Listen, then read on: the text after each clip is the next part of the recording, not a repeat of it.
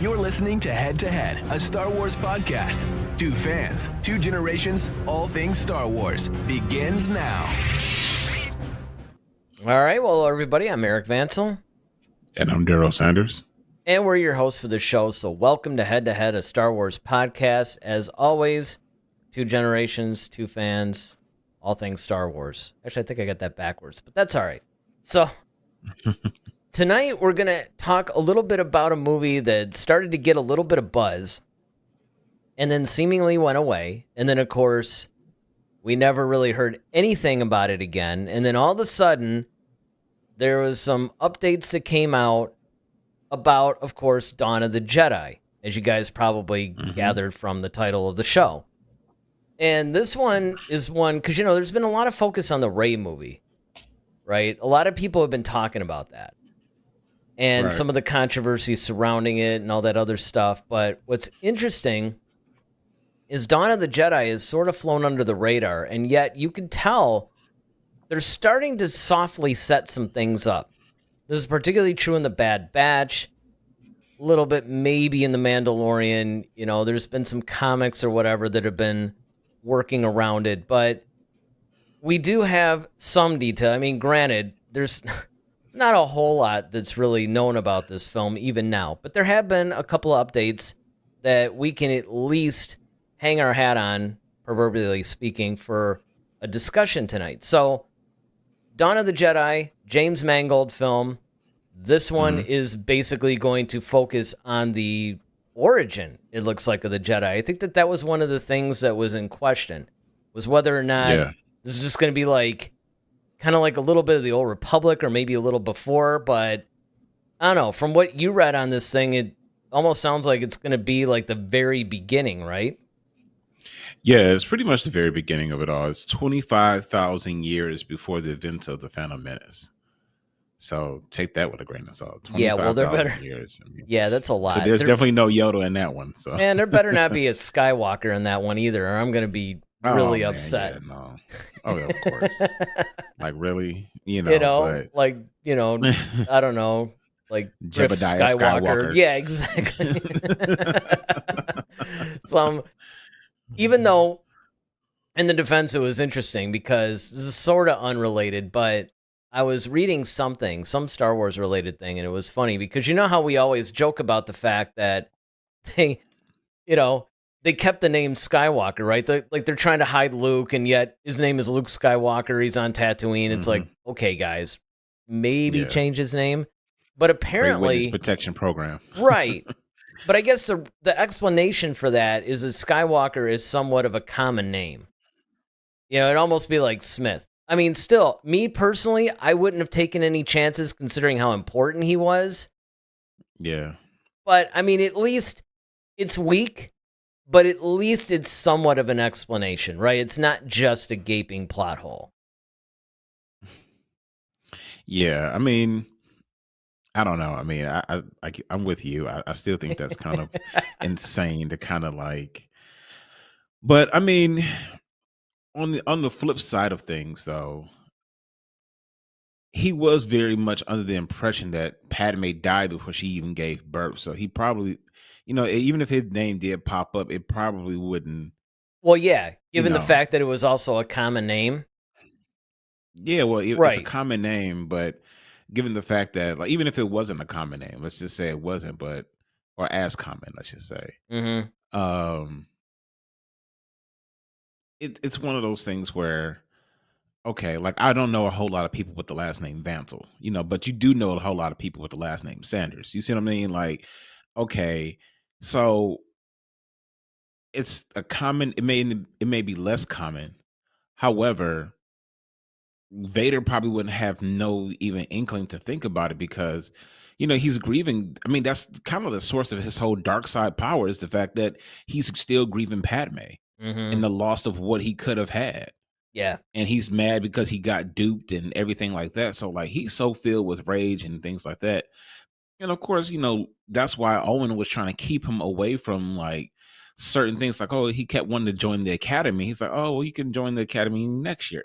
It's like, because he knew that, like, okay, if he shows up in the academy logs at Skywalker and this is like, Right. Okay, and then all He's of a sudden he's just basically like he's this ace pilot all of a sudden. People are like, "Oh, well, who's this kid?" well, especially considering this is the Imperial Academy. I mean, Exactly, essentially, he like would it's be not joining the Empire. Yeah. exactly. And that's the whole thing I love. I didn't really get that context as a kid when I was watching it. When he was just like, "Oh, you could join the academy next year." I never really put the two and two together that Luke was basically trying to join the Imperial, you know, pilot academy. He's like, "Yeah," and it kind of coincides with the Bad Batch when we always said, like, with the whole Stormtrooper program, how eventually Palpatine was just like, "Look, people look at us as the legitimate government. They want to join us like no different than they wanted to join when we were the Republic. Right. It's the same thing, Yep. and yeah. So I think the whole Skywalker thing, it was still kind of, in my opinion, reckless to name him that, or at It least change it was. to. It was. No, without But question. Because obviously, like, what if he had just run away and he had joined the Academy? I mean, it's funny because when I first saw that, it was something that, I mean, even though I was like, what, I was 6 years old when I first saw it. And he said that, I thought it was like a different academy. Like, I didn't think of the Empire as a legitimate government at the time. It was almost like I right, saw them as like an enemy force of the legitimate government. So, yeah. that's what 50 years will do. Dragonfly joins us. Says, good evening. Good evening, Dragonfly. Good to see you back. Good evening. It's always Hey, good. I do have a Star Wars related question though before we get started. Oh, yeah. Now's the time. And plus, it gets people time to sign on if they haven't already. So I was watching Return of the Jedi, and I don't know if this is like a continuity error or what. Probably. Well, there's two things. There's I two mean, questions I have. Yeah, there's two questions I have. Okay, one, is like Palpatine kept referring to like this fully armed and operational battle station. So they were on the Death Star, correct? Yep. But every time they cut, like when he was looking out the window, he would be looking at the Death Star sometimes. And it's just like, how when you're on it? Well, really? Yeah, like that's what I'm saying. Like it will be times, and maybe I was sleepy. I I have to was going to check it, say, are but you I could sure? have sworn. I'm pretty sure though, because it's like Luke would look out, and you know, it seems like they would cut to the Death Star. Now maybe they were just trying to. I I think have that to look was at an the cut establishing again. shot. I think they were trying to show the Maybe Death Star and then, because if you think about it, I mean, it obviously took place on the Death Star because obviously the Death Star was blowing up, and that's why Luke had to drag Vader's carcass off of the right. ship, right? Uh, And then, of course, the other exactly. thing is when Rey visited the wreck. Now, granted, I know bringing up the sequel trilogy is not exactly, that there's all kinds of issues with that, but just in the interest of continuity within Lucasfilm, the throne room was on the Death Star wreckage. So Hmm. that was the deal because basically the idea was they thought that this second assault, because remember, one of the things that Mon Mothma said when she was basically talking about, okay, there's an energy shield, basically when she was giving the whole speech about attacking the thing, right? She Right. basically said, and we got word that the Emperor himself is overseeing the construction on it. So in their mind, they're thinking, hey, if we blow this one up like we did the last one, we take out Vader, we take out the Emperor, we take out the whole thing.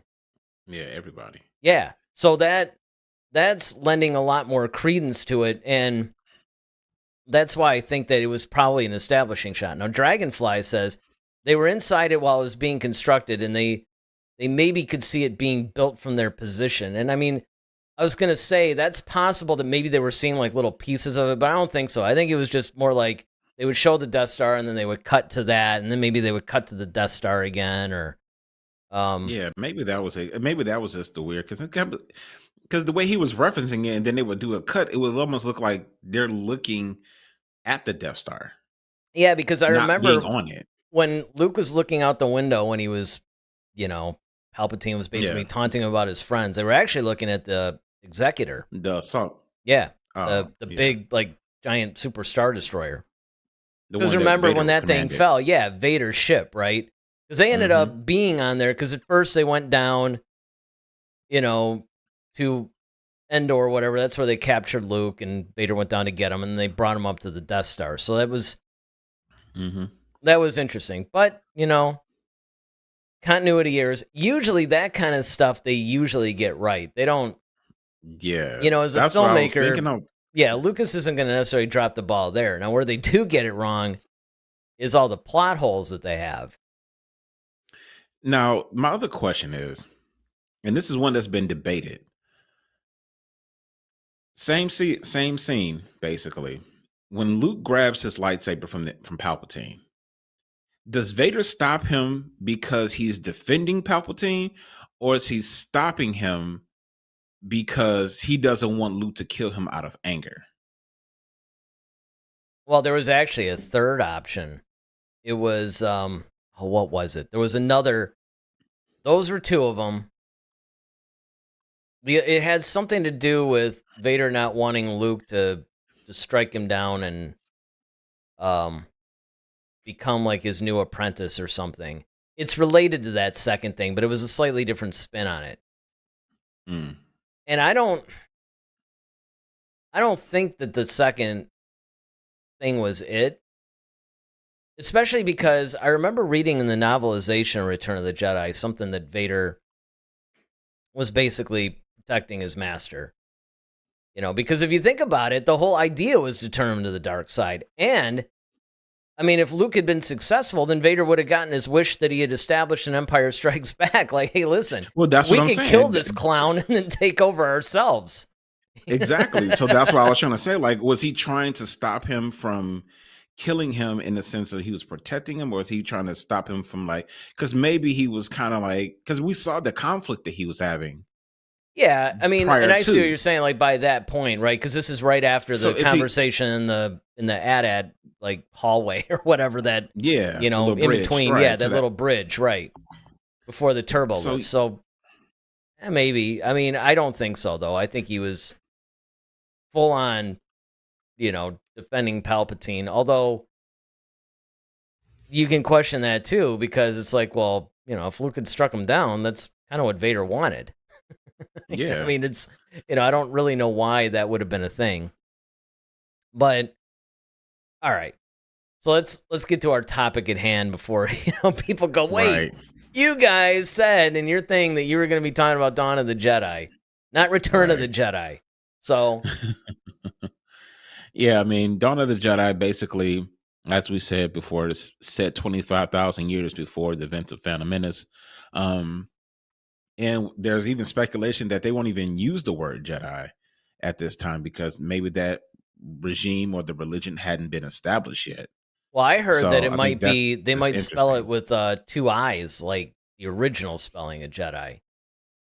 Mm. There was actually a thing I just saw. It was an unrelated thing, but not unrelated, but I mean, it wasn't part of this article, but it was some Mhm. other thing when I was reading up on some of this stuff. They might actually call it Dawn of the Jedi, but like with two eyes. And you're right. Then there's the other one where it's like they might not even call it that. Like we're calling it that, but that's not. Just stress that actually at the beginning. It's a good point. That's not the official title. At least I don't think it Yeah. is. I mean, at this point, I don't even know anymore. Well, yeah, You know? because this is actually this whole concept and whole thing is actually built off. Is it a graphic novel or a comic that came out, and that's where all this is kind of hinged upon. So part of me wonders, are they going to kind of siphon from that comic and kind of create the story, or are they going to do like the whole like a recreate or a live action version of the comic, or are they just going to take certain pieces from it and then still craft their own story? So that's one thing I'm curious about as it pertains to this as well. Yeah, well, what was Patty Jenkins' movie called? Republic something. Rogue Squadron. Yes. It's like I'm completely off. It's like a Republic something. It's like, oh, Rogue Squadron. Yeah. None of what I just said, but yes, that. There was actually I think that was a game. I think that was a game, Rogue Squadron, if I'm not mistaken. It And was. Yep. there were rumors, and I remember it was really cool. I remember playing on the Super Nintendo, and it was really cool Mhm. that once again, there were all these rumors going back even to that point where they're like, oh, maybe they'll take a bunch of story elements from the game or they're going to do something like that. And then, of course, that ended up not being the case. Now, Patty Jenkins is a huge Star Wars fan, and she's familiar with the original story. And I remember she did say that she was probably going to borrow a little, some elements from it, maybe, you know, like kind of an homage to it or something like that. I mean, I don't know. There was something that she was going to do where it would either reference it or maybe it would take certain plot points from it. And this goes into what you're saying about this Dawn of the Jedi project is that they might go back to that cuz I remember what you're talking about, the graphic novel. I'm pretty sure it was a graphic. It Mhm. was either a graphic novel or it was a comic series that they do this all the time. They do this with all the Darth Vader ones, where they'll do like the year's run, and then they'll basically like put it together in like one volume, which basically reads like a graphic novel at that point. But that is possible. And look, in my opinion, this is what they should start doing. This is It's what a I comic thought book series. it is. Okay. It's a Legends comic book series written by John Ostrander or Okay. Ostrander.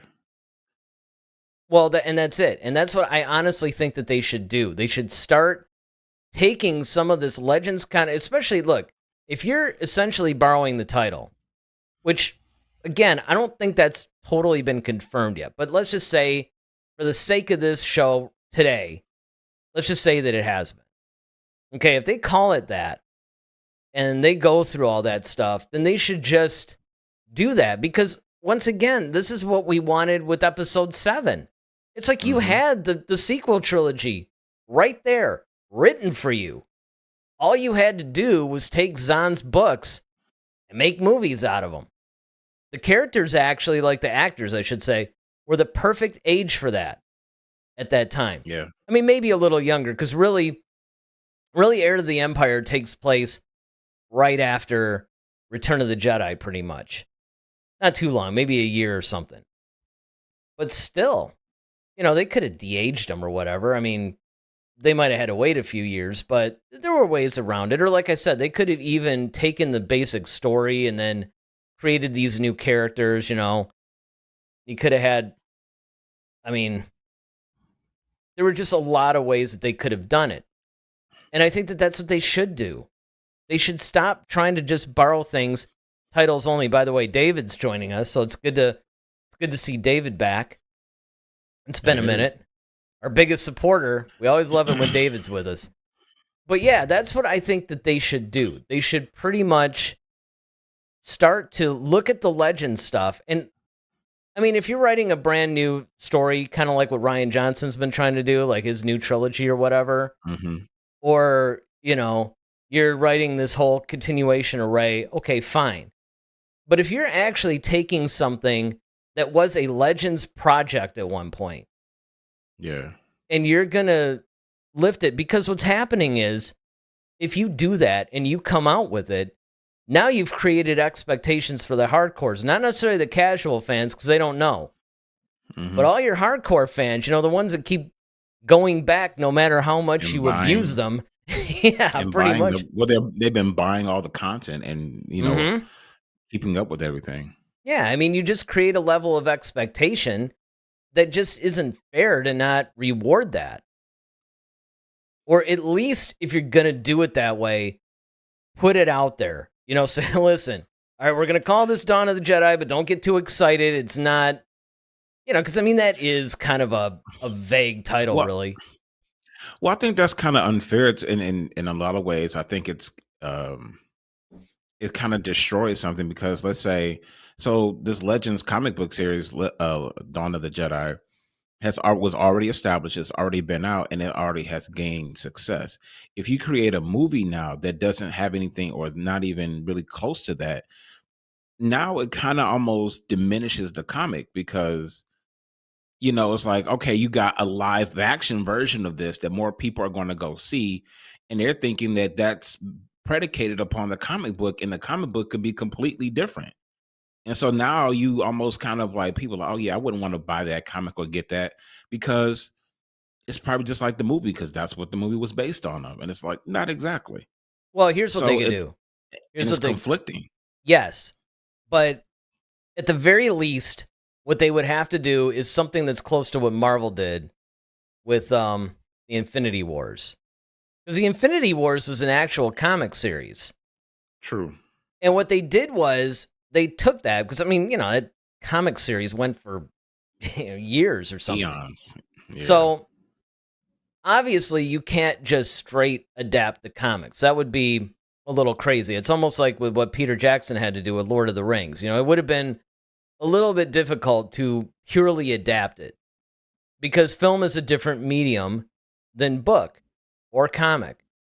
So what you do is much like what they did with Infinity Wars.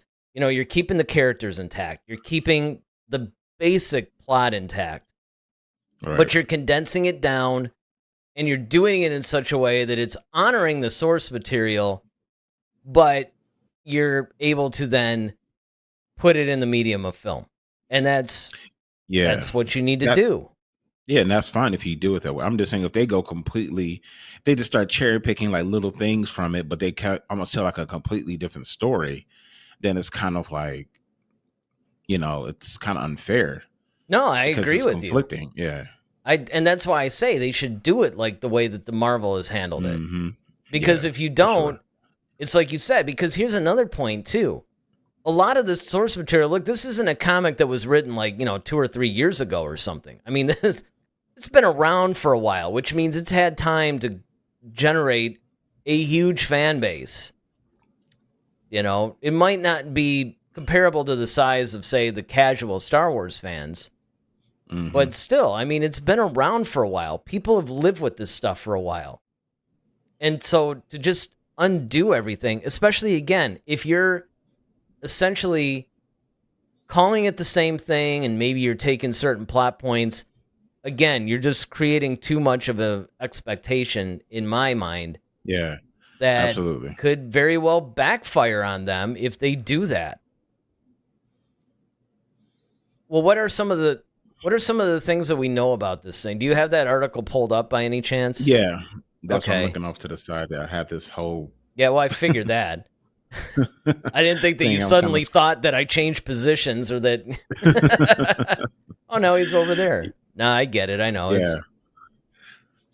Our audience is used to this. They know that we gotta research it. I'd open it, but I'm afraid to because the stream's going really well today. Exactly. Pre-record, sure, but Yeah,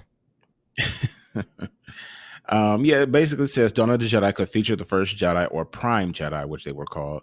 Yep, and that's a legend thing. An image of the Prime Jedi was seen in Star Wars: The Last Jedi on Ahch-To as artwork in the cave Luke Skywalker visited on the planet Ahch-To, believed site of the first Jedi Temple, which might also include the now canon Legends characters who created the Jedi Order: Master Calibrin, Jaron Jard, and Rajavari, and Terra Sendin. These names we gotta have to.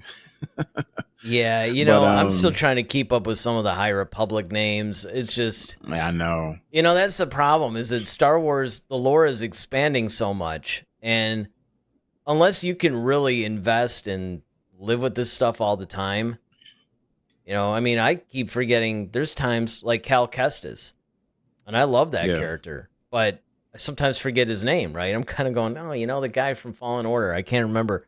That's basically the idea. And now these names are just, they're very. They even talk about. Yeah, they're very different. Proper and just. So we were talking about just a moment ago the Legends book, and so in the Legends comic, they the Force sensitive individuals resided on the planet of Tython,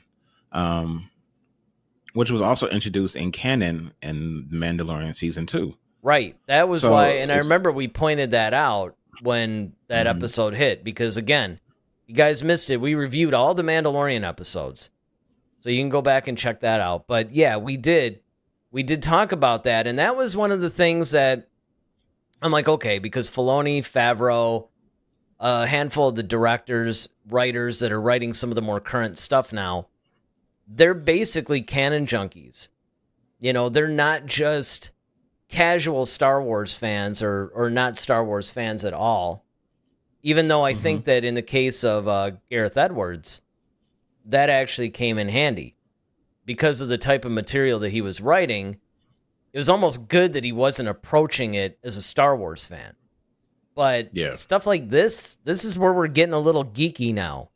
You need a guy that really knows really his into stuff. the lore. Yeah, and that's the thing. Really, like deep into the lore of it. And that's what I think they should do. Because you're dealing with the beginning of it, you really have to get it right, because now that's literally sets the tone throughout the entire franchise. Now, if you're going back to the very beginning, it's almost like if you started at the beginning of the Bible and didn't use Adam and Eve and you just did some other weird stories and didn't have Cain and Abel at the beginning, like you're basically like butchering the entire rest of the Bible, because everything is kind of predicated upon the events of that time. So same thing goes for Star Wars. If you don't get the beginning of it right, although it's a great place to play in, because 25,000 years before the events of Phantom Menace, I mean, holy crap, talk about, you know, having the ultimate sandbox and you're not interfering with any canon hardly that comes before it. I mean, that comes after it. No, that's true. For a long time.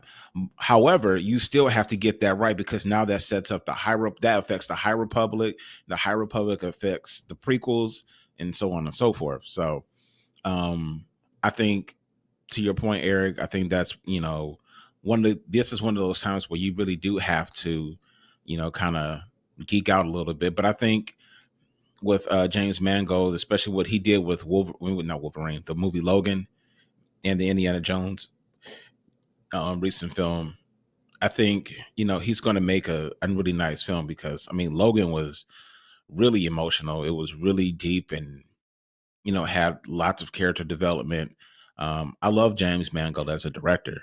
I even love the fact that he's comparing it almost to like the 10 Commandments. We talked about this when we first was announced, that he's comparing it to like the old school movie, the 10 Commandments. And he wants it to kind of have that feel and that vibe. And, you know, that's one of those movies that still, to this day, has stood the test of time. So, well, and that's it. Hopefully, epic you know, vibe. that happens with this. Yeah, epics. Yeah, definitely. An epic vibe. You know, But this is the other part of it, too.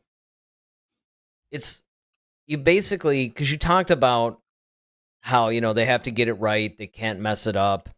You know, if they do, it's going to affect, like almost like a domino effect, things moving forward, right? And this is why I say it's more important. It's like, look, you have source material for this that's been around for years that everybody's already accepted. Like, everybody has it in their mind. Like, okay, this is how the Jedi started. This is how the Force was discovered. This was, you know, sure, you probably need to fill in a few gaps or something. But for the most part, it's already there. Yeah. I mean, why would you just not follow it? And then just follow it. If you follow that, then people at least won't be complaining, because what's going to happen is, if you don't follow it and you try to come up with your own version of it, or some alternate thing, or you're trying to modernize something, or maybe you're trying to put, you know, some new social agenda in it somehow. If you do any of those things, a couple of things are going to happen. Number one, the people that have been living with this origin story for years now have to try to undo it from their head, unnecessarily, by the way. That's going to make them upset. You know, sure, the casual fan that doesn't really care, okay, fine. But the hardcore fans who care very deeply about this, you're going to make them mad. And then, of course, you're going to lose their support, which is probably not the thing they want to do. And then, of course, the second thing you're going to do is, like you said, you might basically paint yourself into a corner for future projects, even though, as you rightly said, I mean, they could really play with this, right? There's so many centuries, essentially, before anything that we know happens. I mean, look, even if you're going to do an Old Republic film, you still really, I mean, unless you start to get close to it, because Old Republic's like 10,000 years, I think, 10,000. before. Yep. So, you still probably have a good 10, 16,000 years or so, even before that. So you can, but again, what you're going to mess with, though, is you're going to mess with certain rules, certain parameters, certain things like that if you paint every future creator in a corner, it's going to really ruin the franchise, because it's not like the books. They almost did that with the Yuuzhan Vong story. Again, that went for, I think it was like 21 or 22 books. It was huge. Huge massive. story arc. Yeah, it was massive. But the problem is, by the end of that series, the galaxy at that point was completely unrecognizable from what it had been before. And it was really difficult to go back to, oh, well, let's just do a story that's in between that, because they just basically, I mean, it just tore through the entire galaxy. over, I mean, it changed the entire face. And then they did do the whole post. landscape of it all. Yeah. Yeah. And they did post Yuuzhan Vong stuff. That's where Jason Solo became Darth Caedus and all this other stuff. But at the same time, I don't know. It was just almost to the point where you just can't come back from it. And it's really tough. And that's why when the Disney reboot happened, as much as it was bad to lose the loosely canonized expanded universe, because it really wasn't in George Lucas's mind, but he did say, hey, look, if you guys want to make that like your official canon, go ahead. I won't, unless, he put it this way. He said, unless I contradict it in any of my movies or anything like that, you can go ahead and assume that's true. So it was kind of like a compromise between the creator and the fans. But this is a little bit different. Oh, this, so we got Dragonfly again. He says, many planets were lost to the war. Yeah, that's planets, characters. I mean, it was just, the governments were all, I mean, again, if you go to the end of the Yuuzhan Vong thing, it was just like a completely unrecognizable landscape at that point.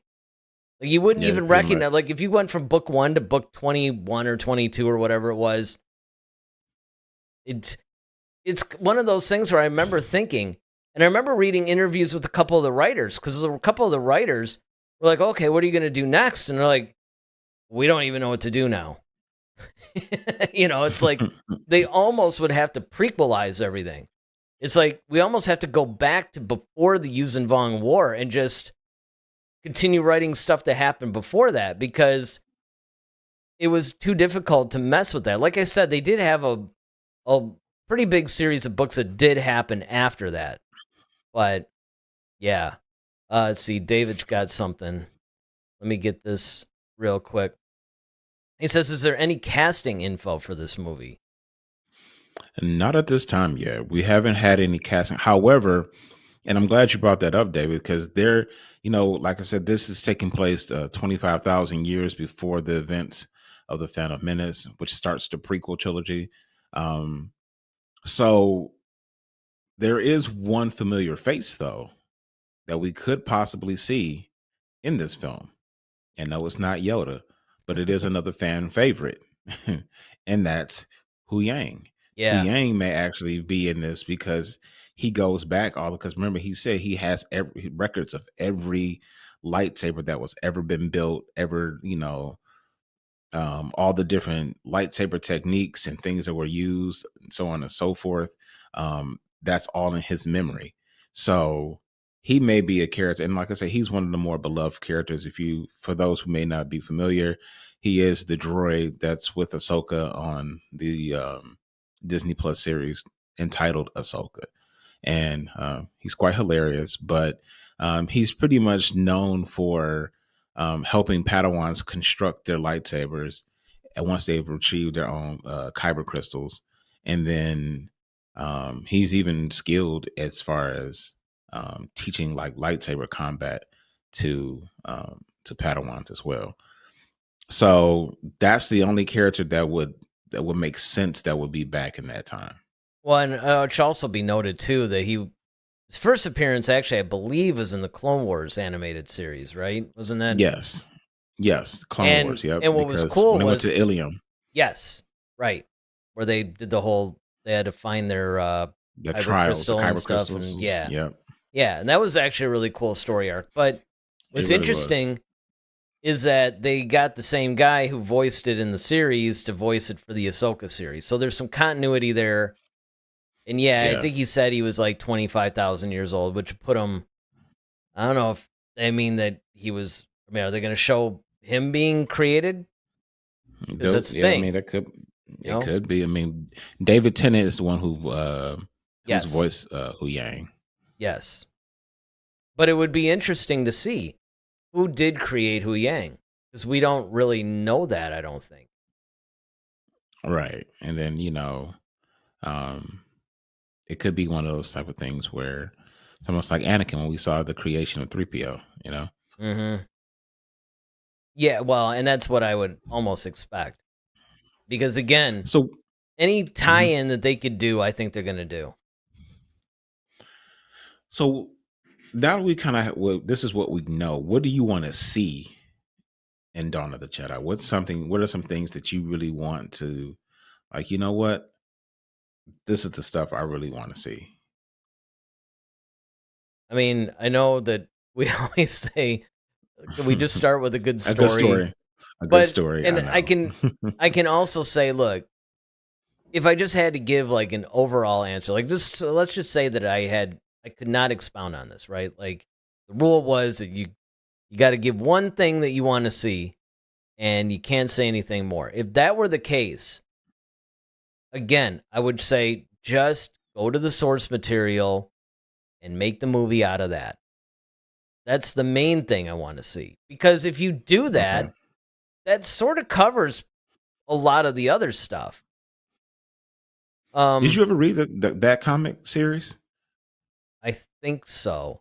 Because I remember at the time reading, where they didn't use lightsabers. Lightsabers were actually invented later. They started out using regular swords. Yeah. So I read the comic series, and then of course there was a bunch of books that came out that explored that same time period where it was basically, the first Jedi that ever discovered the Force. I forgot the name of the novel. Um, but I remember being really intrigued when the comics, when all that stuff came out, because that was one of the things that everybody had always been curious about. Because if you think about it, once you see all this stuff established, because at the time we had the original trilogy, that was it.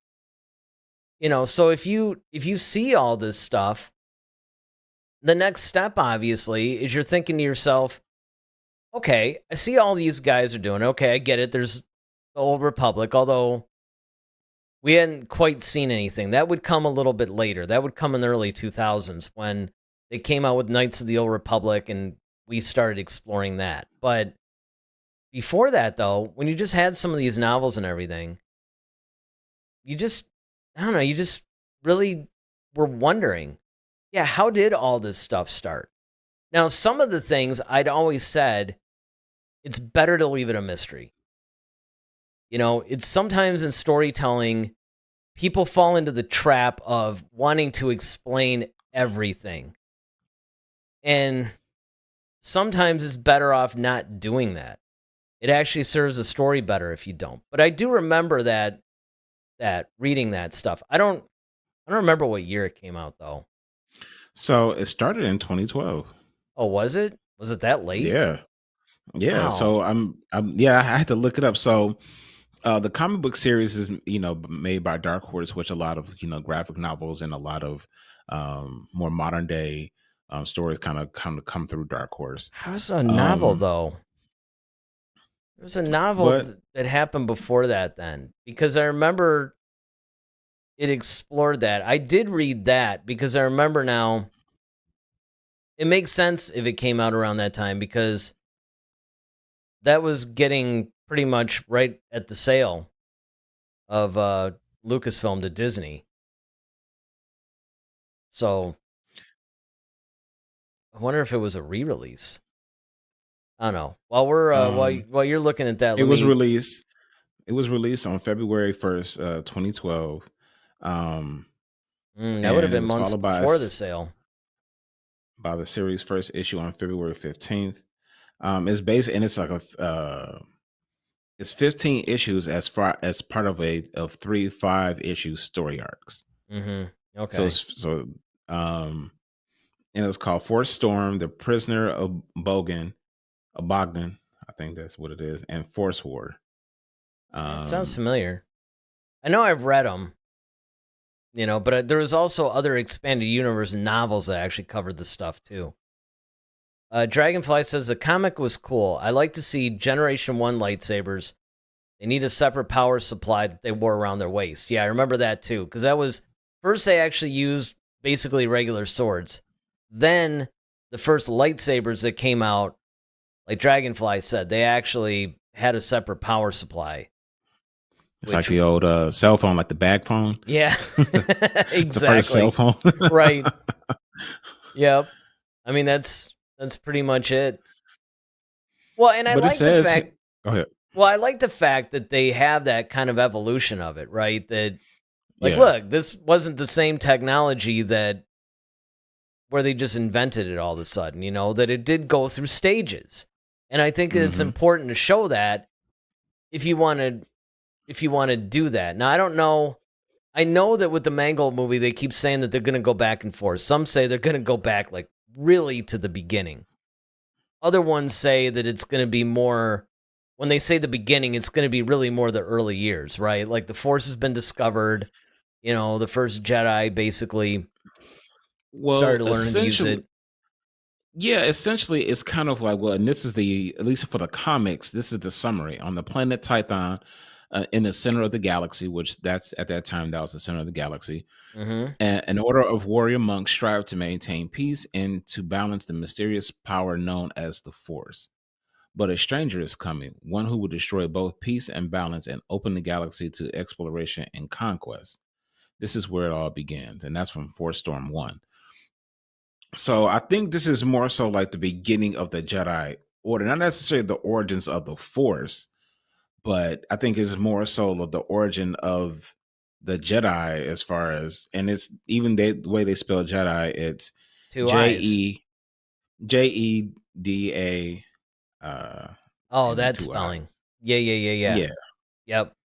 And that was the thing. That's what I was saying. It was basically before the order because it's not so much the hmm, creation of, because the idea is the Force always existed.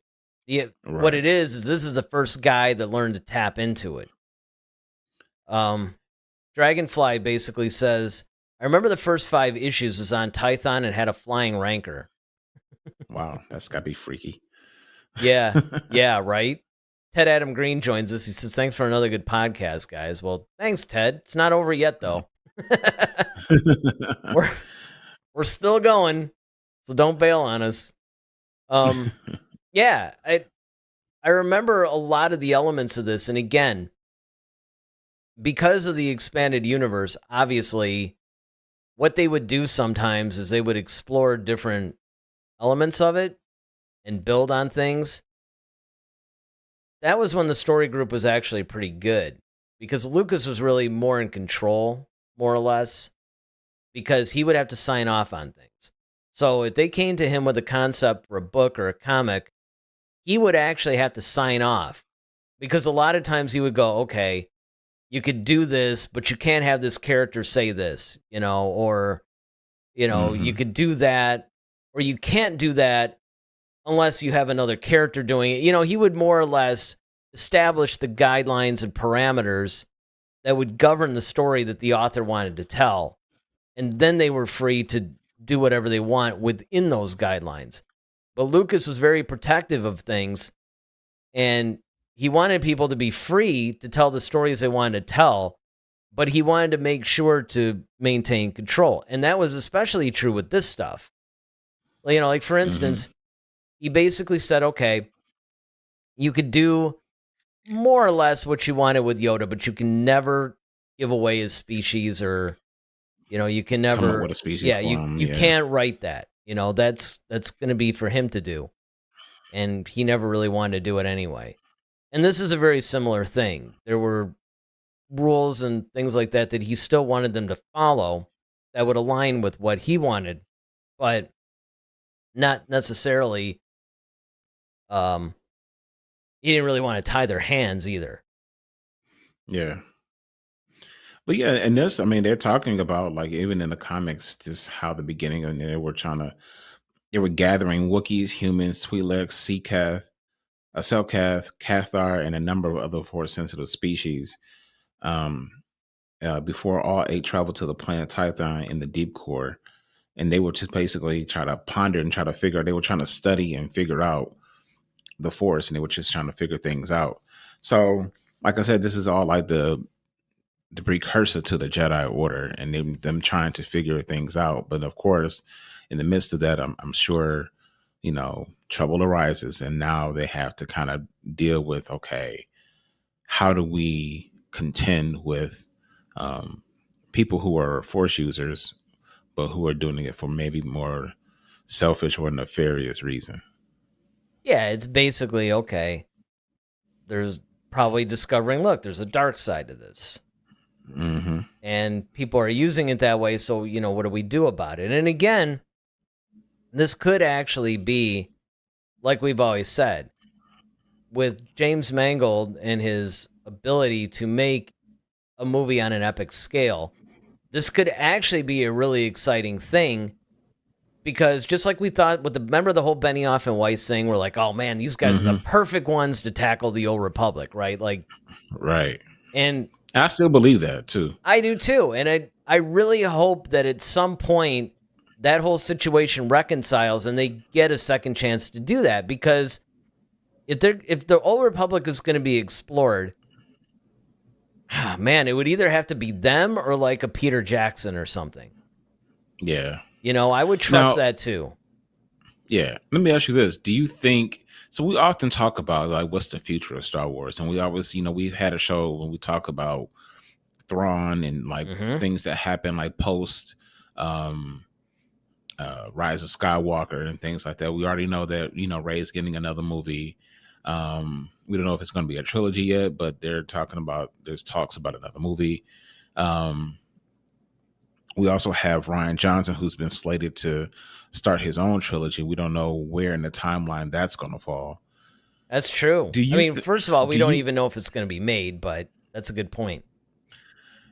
Do you think that this, though, could be the future of Star Wars? Because you have enough time, and a lot of people are kind of fascinated with like I said, with the success of Game of Thrones, with the success of they've got shows like The Viking that was on at Netflix. A lot of people kind of get into the whole rustic, old castle type, Middle Earth looking vibe or scene. So, do you think that this could be the future of Star Wars? Do you think the High Republic is more primed to be the future of Star Wars, or do you think that it should be after like the Rise of Skywalker? Because on one hand, if you're going back, then you kind of like everything can't look.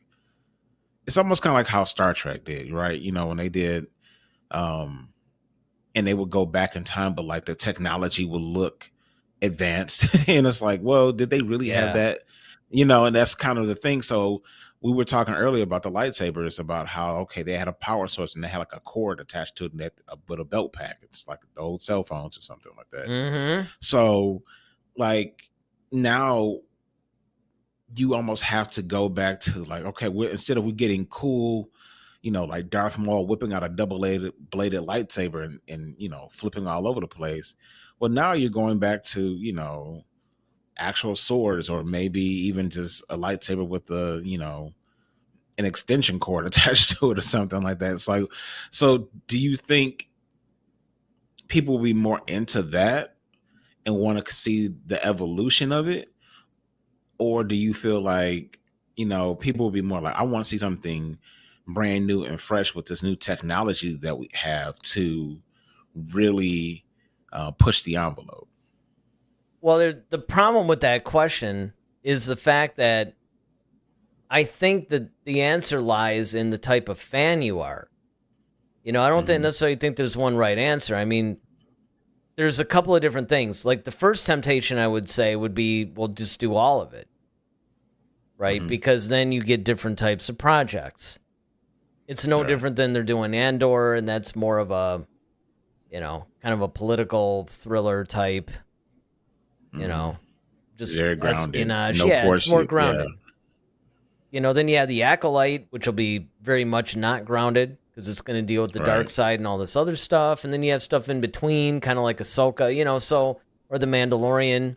Mandalorian's got this whole like Western gunslinger vibe. Yeah, and it basically has that. So you're really hitting with everything. The problem, though, is that if you start exploring too many time periods, it becomes fragmented. Because now fans, especially casual ones, they're not going to have any idea. It's like, I don't even know what this is. So it would really depend, because I would say if they wanted to give this current timeline, which they seem to like somewhere between episode 3 and episode 7. It's pretty much, you'll either see stuff between 3 and 4 or 6 and 7. That's pretty much where they're living. I mean, sure, you're going to have this still unnamed Rey movie that's coming out that's supposed to take place after episode 9. But look, the bottom line is we really don't know how that's going to work. I mean, there were rumors, or it wasn't even a rumor, actually. I think it was confirmed it was supposed to start next month. They were going to start like principal photography or something next month, and then nothing. So what I think they should do is, you can do this and then see how it works, because I think that's what Disney's trying to do. They're trying to throw a bunch of things out there and go, all right, which one is catching? What's getting the most interest? And then whichever one that is, that's what they're going to do, I think. But, I mean, we really don't know. And I mean, if it were me, the High Republic would be really cool to see. But I think it would be a little bit too weird for the casual fan. There's a lot of really bizarre.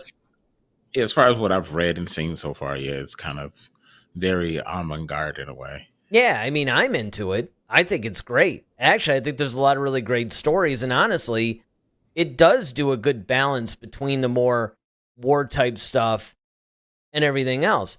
I've often said, you brought it up again where we did a show that Thrawn is the future of Star Wars, and that's because it's not just Thrawn operating in the core worlds and interacting with familiar characters. It's really more, if you put Thrawn in the Chiss world, basically like they did with Thrawn Ascendancy, and that's another way you could get out of this endless loop of the familiar, where it's like, okay, now we got to dredge up a young Luke and okay, now we're going to tell Lando's origin story. And, now I mean, it's one of those things where it's like, okay, people I think are getting fatigued by the familiar stuff. And then, of course, the hardcore people are kind of like, okay, man, we don't really need to see this. So what you could do is if you put things in the timeline of the Thrawn Ascendancy, which has absolutely nothing, it is during the prequel trilogy, essentially, but it's happening on this whole other, side in the unknown regions. But yet, it's great. I mean, there's a lot of political intrigue, there's action, there's a lot of really, really fascinating things that they're doing that would just be completely ripe for great storytelling. But unfortunately, that's not what they're doing, because, of course, they also have a marketing department. Because, again, a lot of things that work in the novels, it's not so much that they can't work in film. Because, some things, it's just too hard to adapt to film. That's not the problem. Yeah. The problem is, can we market this thing? And the High Republic is just, I think that would actually function really well as an animated series. That's what I would do, honestly. I mean, I would love to see a Disney Plus live action series on it, but I could see that. I think, honestly, much like what they did with the Clone Wars, because if you think about it, with the Clone Wars, that's where we really got intimately familiar with the Clone Wars. And look at how much canon sprung up from that show. That's still like the root show as far as I'm concerned for all things current. So you do something similar with the High Republic, it's a benign way of introducing even casual fans to this thing. And there's a lot of people that don't even know that the animated shows exist. So, there's that. So what I would do is go back, and you could do this stuff simultaneously, because like you said, this is going to appeal to a certain type of fan. They might not necessarily be interested in some of the other stuff. They might like this. In my opinion, I really don't agree with them doing post episode 9 stuff just yet. I think what they need to do is fill in a little bit more canon leading up to that before deciding what to do afterwards. Because if you start making content that takes place afterwards, you're really locking a lot of things in. Unless, they're talking about going like 15 years or something, but that's not far enough. You'd almost have to go like a couple 100 years after in order to stay far enough away that you could still play within the timeline and the sandbox of what happens between episode 9 and then whatever that unnamed project would be. But I don't know. I know they're trying to capitalize and really make Rey a new, stable of characters, Right, but make her the new Luke, essentially. Yeah, and they're just not into her, man. Kathleen Kennedy keeps trying to ram Rey down everybody's throat, and it's, there's a lot of people that like the character. Most people are completely indifferent. You got a lot of people that hate her too, but it's not even so much the people that hate her that's the problem. People are just kind of indifferent to her. She's just not interesting enough. Yeah, I get it, definitely. Well, yeah, man. I think this is all really cool, I think it's really going to be something we all have to definitely keep an eye on as information starts to roll in about this. I know David was asking about casting info, and I'm sure, in months to come, we'll probably get more information. Maybe after May the 4th, Star Wars Day is coming up pretty soon. So hopefully we'll be getting some more updates around that time as far as not just Dawn of the Jedi, but some of the other projects like Acolyte, or we might get a trailer around then. And we should. Doesn't the thing come out like June 5th or something? It's like June or August or something like that. I think it's June 5th. I think it was June 5th. So it is. Really, we need to be seeing a trailer in April. Yeah. At least a teaser of some sort. Yeah. So, yeah, man, I think this is going to be interesting. We've talked about source material. I think we're going to, delve more into that. I'm going to try to look into more of some of the source material as far as the comics are concerned and try to see kind of what the story is there. And then hopefully as information starts to come out, we can start to compare like, okay, they're kind of going in this direction, or oops, they're going in a completely, complete other way. So yeah, man, this is fun. Yeah, this is good. We did get just enough information in this thing to have some form of a discussion on it, which was great because this is one of those projects that interested us right from the announcement. And so it's nice to have a few details that we can really get into and discuss and speculate and all that. But yeah, I think that obviously we're going to keep an eye on this. We're going to, anything that comes up, we'll revisit this down the line when more information comes up where we can maybe have a more detailed discussion about it. But I have to say, so far, I am cautiously optimistic. That's basically where I sit with all Star Wars projects. Star Wars stuff. Yeah. And this is no exception, even though, like you said, I'm the same way. I love James Mangold as a director and a filmmaker, but there's still the interference of Kathleen Kennedy and the rest of Lucasfilm. There's still a lot of other problems that could arise.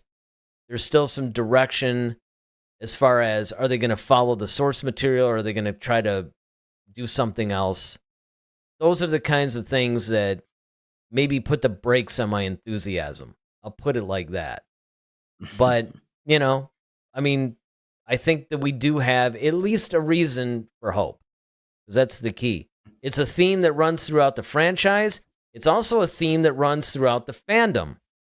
So, like I said, we'll keep an eye on it. Of course, join us again Friday night. We should be live. We'll be doing the next episode of The Bad Batch. Yeah, we'll be doing the next episode of The Bad Batch, episode 5, which of course comes out Wednesday. So you guys are going to want to check that out. All right. So with that, I'm Eric Vansel. I'm Daryl Sanders. May the Force be with you. Always. Head to Head, a Star Wars podcast. Be sure to follow us on Twitter @HeadToHeadSW. Submit your questions for our next show. Visit our official website at headtoheadswpodcast.com. Until next time, may the Force be with you, always.